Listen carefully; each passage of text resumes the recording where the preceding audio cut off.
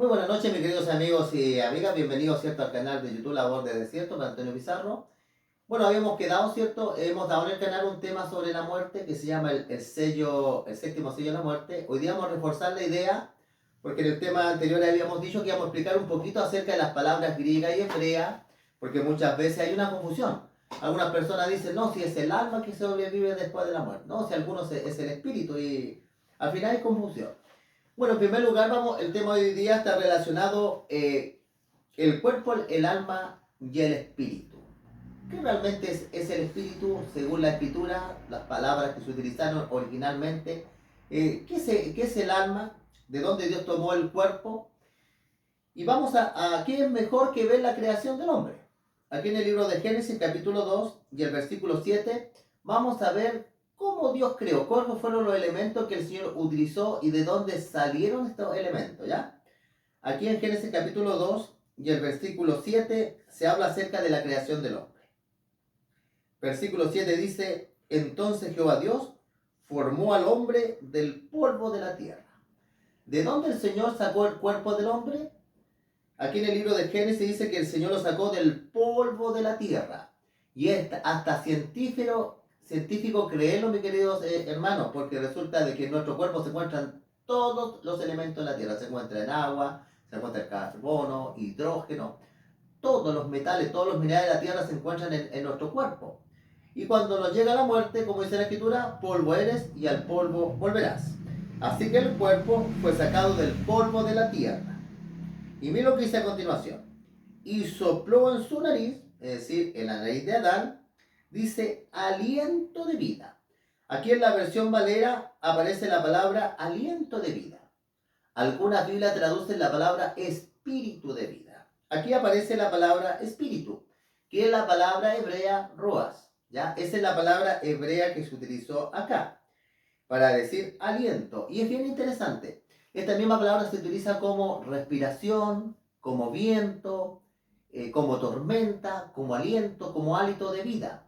Entonces, cuando la escritura dice que el Señor nos dice acá en la Biblia que Dios le puso un espíritu, lo que la Biblia dice acá, que Dios sopló en su nariz aliento de vida o espíritu de vida, el aliento de vida. Es decir, que la vida que tenía Dios, Dios se la transmitió a Adán. Y dice a continuación, y fue el hombre un ser viviente. Fue el hombre un ser viviente.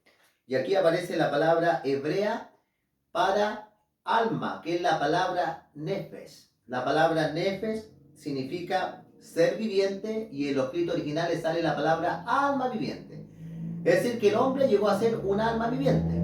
El hombre no se le puso un alma, sino que el hombre dice, llegó a ser un ser viviente, un alma viviente, un ser que tiene vida, que veía, que escuchaba, que saboreaba, que el tacto, todos los sentidos. El hombre comenzó, ¿cierto?, a funcionar como un ser viviente. Así que, mis queridos amigos, acá sale bien clara la creación. Dios crea el cuerpo del hombre del polvo de la tierra. Dios no le pone un espíritu, sino que Dios sopla espíritu o aliento de vida al hombre. Vamos a ver esta palabra, cómo se traduce en otros pasajes de la escritura, la palabra rúa. Y aquí está bien traducida, ¿ya? Vamos a ver acá el Salmo 146. Vamos a ver algunos textos bíblicos que nos hablan acerca de esta palabra. La Biblia nos da una idea de que nosotros tengamos un espectro que vive dentro de nuestro cuerpo, ya no, eso no es bíblico. El hombre fue creado como un todo, el hombre muere como un todo y va a resucitar como un todo. Vamos a ir al Salmo 146, como nuevamente esta palabra hebrea es traducida, ¿ya? Aquí en el Salmo 146 y el versículo 3. Salmo 146, versículo 3 dice, no confíes en los príncipes, es decir, no hay que confiar en los seres humanos, ¿ya? Ni en el Hijo del Hombre, porque no hay en él salvación, en ese aspecto, el ser humano no te puede salvar. Pero miren lo que dice el versículo 4, interesante. Vamos a leer el nombre del Señor. Dice, pues sale su aliento. Nuevamente aquí la palabra rúa se traduce correctamente. El hombre cuando muere, sale su aliento, sale su espíritu, esa es la dana. Pero cuando sale la palabra espíritu, como que uno se confunde, lo relaciona como un ser incorpóreo, ¿no? La palabra espíritu en idioma hebreo significa aliento, hálito de vida. Y vuelve a la tierra. El hombre cuando muere, deja respirar, ciertos hombres mueren, botan el aliento, Y dice la Biblia aquí interesante, dice, en ese mismo día perecen sus pensamientos. En el instante que el hombre muere, ya no sigue pensando. Interesante, ¿ah? Eso es lo que enseña acá la Escritura. Vamos a ir ahora a Isaías. Isaías 42. Vamos a ir a Isaías 42. ¿Cómo nuevamente se traduce la palabra Ruach en estos pasajes, ya? Isaías 42. 42 y el versículo 5. Miren nuevamente la palabra, ¿cómo se traduce esta palabra que a veces cuando sale la palabra espíritu no da a entender claramente su significado de idioma hebreo? Pero en otros pasajes te traduce más clarita, como hálito de vida, aliento de vida. Versículo 5 de Isaías 42 dice, así dice Jehová, Dios, creador de los cielos, el que despliega, dice, y extiende la tierra sobre sus productos. Y aquí está interesante el texto, dice, el que da aliento, ahí sale nuevamente de esta palabra, que aliento al pueblo, dice, que mora sobre ella, y espíritu a los que moran o andan. La palabra espíritu significa vida, aliento, ¿cierto? No nos confundamos, ¿cierto?, con el concepto que la palabra del Señor nos enseña. Vamos a ir nuevamente a Job. Mira, aquí también en Job nuevamente se menciona, nuevamente se traduce. Quiero utilizar varios pasajes para que nos demos cuenta cómo se traduce la palabra Ruach, ¿ya? Job, capítulo 27 y el versículo 3. Mire cómo se traduce acá. Dice, todo el tiempo dice que mi alma esté en mí. Mire, y a continuación dice, haya hálito de Dios en mis narices. Haya hálito de Dios en mis narices. Nuevamente la palabra Ruach se traduce como aliento de vida. Por eso cuando Dios creó al hombre es clarito. Dice que no le puso un espíritu. Lo que dice la Biblia que le dio aliento de vida. Y la escritura dice, y el hombre vino a ser un alma viviente. La palabra que está en el escrito original es alma viviente, ¿ah? Que normalmente algunas Biblias la traducen como ser viviente. Pero la palabra en idioma hebreo es la palabra nefes. Y la palabra griega es psique. Y la palabra, ¿cierto? La palabra espíritu es neuma. Y la palabra para espíritu, la palabra espíritu es ruach. Y la palabra espíritu en idioma griego es neuma. Ahora la palabra, vamos a ver ahora la palabra alma, ¿ya? Vamos a volver acá al libro de Génesis. Ahora vamos a ver cómo en la creación del hombre ahora aparece la expresión alma, que no la juntamos con espíritu. Aquí en Génesis capítulo 2, versículo 7 decía, entonces Jehová Dios formó al hombre del polvo de la tierra, sopló en su nariz aliento de vida. Y aquí a continuación es interesante, y fue el hombre un ser viviente. Aquí aparece la palabra nefes, que significa un ser viviente. La palabra alma tampoco está relacionada con un ser inmortal. Que una ocasión el Señor Jesucristo dijo, no le teman que puede matar el cuerpo, pero que no puede matar el alma. Estaba hablando acerca de la vida eterna. Pero acá el Señor, cuando habla que el hombre llegó a ser un ser viviente, aparece la palabra alma, aparece la palabra nefes. Y es interesante que esta palabra el Señor también se las aplicó a los animales, porque los animales también son almas vivientes, son seres vivientes. Vamos a ver algunos pasajes donde aparece esta idea. Aquí en Génesis capítulo 1 y el versículo 20 dice, dijo Dios, produzcan las aguas seres vivientes. Aquí también sale la palabra en idioma hebreo nefes, que significa almas vivientes, aves que vuelan sobre la tierra en la abierta expansión de los cielos. Es decir, que el Señor a los animales, a las aves y la vida que está de animales en el mar, el Señor le llamó alma viviente. La palabra alma siempre Dios la aplicó a los seres vivos cuando llegaron a vivir. La palabra alma no se aplica a los seres muertos. Por algo se llama ser viviente, alma viviente, con vida. Ahora vamos a ver que nuevamente se utiliza para los seres terrestres, también Dios utiliza la palabra nefes, la palabra que significa alma viviente, que esa es la palabra que corresponde, que recién me confundí un poquito, la palabra griega que es psique o psique, que significa alma, ¿ya?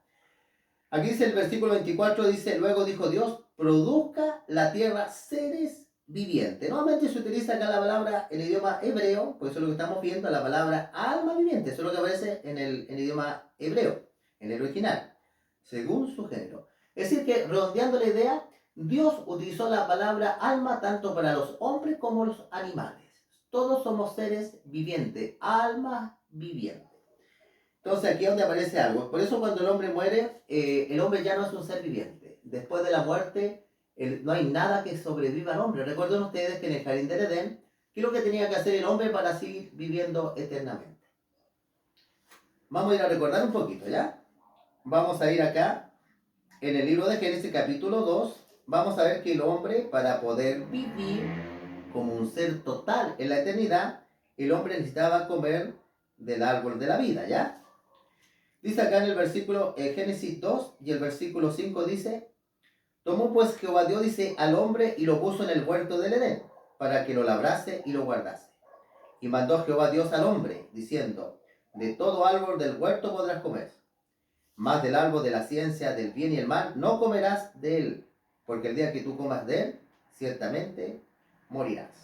Aquí nosotros vemos algo bien interesante, que el hombre iba a morir porque si comía del árbol de la ciencia del bien y el mal, el hombre iba a morir. Pero el árbol que yo le estoy hablando se encuentra acá, en el versículo Génesis capítulo 2 y el versículo 8. Este es el versículo que yo andaba buscando. Dice: Jehová Dios plantó un huerto en Edén, al oriente, puso allí al hombre que había formado. Y Jehová Dios hizo nacer de la tierra todo árbol delicioso a la vista, lo bueno para comer, y aquí está interesante, también el árbol de la vida, también el árbol de la vida, en medio del huerto, y el árbol de la ciencia del bien y del mal. Es bien interesante, el hombre para seguir viviendo eternamente, ¿qué tenía que comer? El hombre tenía que comer el árbol de la vida. Entonces, ¿cómo los muertos van a seguir viviendo después de la muerte? Sabemos que hay algunos están, hemos estudiado los temas anteriores y que algunos ya están. Están, ¿cierto? Elías, que Elías fue llevado vivo, no fue llevado como muerto. Se encuentra Enoch. Enoch tampoco fue llevado como muerto. Recuerden ustedes que dice la Biblia, la palabra del Señor, que él no conoció la muerte, Dios se lo llevó, lo traspuso al Señor. El caso de Moisés, murió y resucitó. Y así hay algunos personajes que se encuentran. Elías también fue llevado con vida. Y la Biblia dice que hay otras personas que son los que resucitaron cuando Cristo resucitó. Es decir, que todos los que están en el cielo no han sido llevados como muertos, sino que han sido llevados bien con vida o bien después de haber resucitado. Por eso el hombre, cuando pecó contra Dios, el hombre ya no pudo comer del árbol de la vida, y por eso el hombre comenzó a morir. Versículo 24 dice de Génesis 3: echó pues, dice, fuera al hombre y lo puso al oriente del huerto del Edén. Puso en el huerto del Edén, dice, querubines y una espada, dice, encendida, que se revolvía por todos lados para guardar el camino del árbol de la vida. El árbol de la vida, Adán ya con Eva no lo pudieron comer. No lo pudieron comer. Por eso había querubines que lo estaban cuidando, dice acá la Escritura. Querubines que guardaban el camino para que Adán y Eva no comieran del árbol de la vida. Entonces, para poder vivir eternamente, y en el cielo lo mismo. La Biblia, la palabra de Dios, dice claramente que ahí, cuando lleguemos al paraíso, nuevamente ahí en el río de Dios, como estudiamos la semana anterior, va a estar el árbol de la vida. Entonces, ¿cómo los muertos van a seguir viviendo en otro lugar si ni siquiera pueden comer, no tienen cuerpo? Recuerda usted que el Señor lo puso acá en esta tierra. Recuerda usted, la palabra espíritu. ¿Qué significa la palabra espíritu? La palabra espíritu significa hálito de vida. La palabra nefes, alma, significa ser que tiene vida.